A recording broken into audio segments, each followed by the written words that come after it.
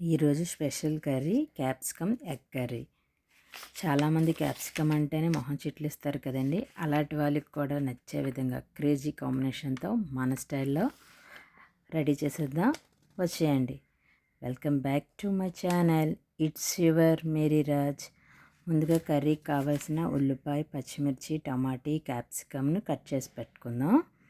ఇలాగే boiled eggs కూడా చేసుకొని ఉందాం. క్యాప్సికమ్ అనేది కారంగా ఉంటుందని చాలామంది అవాయిడ్ చేస్తారండి. ఈ సిమ్లా మిర్చి అసలు కారంగానే ఉండదు.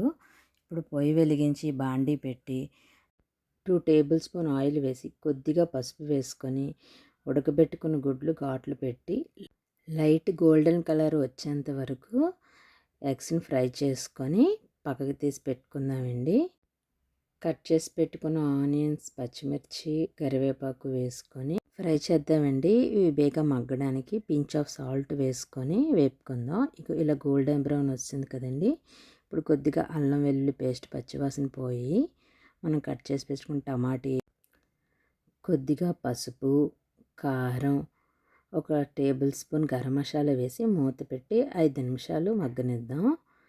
టమాటీ బాగా మగ్గింది కదండి. ఇప్పుడు మనం కట్ చేసి పెట్టుకున్న క్యాప్సికమ్ కూడా వేసి మసాలా అంతా పట్టే విధంగా మూత పెట్టి ఒక 5 మినిట్స్ కుక్ అవనిద్దాం. ఇగోండి నూనె కూడా పైకి తేలి ఇలా కుక్ అయింది కదా క్యాప్సికము. ఇప్పుడు గుడ్లు వేసుకొని ఒక టీ గ్లాస్ వాటర్ పోసుకొని బాగా బాయిల్డ్కి వస్తుంది కదా. ఇలా బాయిల్ అయిన తర్వాత తగినంత సాల్ట్ వేసి ఒక 5 మినిట్స్ మూత పెట్టి కుక్ అవనిద్దాం మీడియం ఫ్లేమ్లో.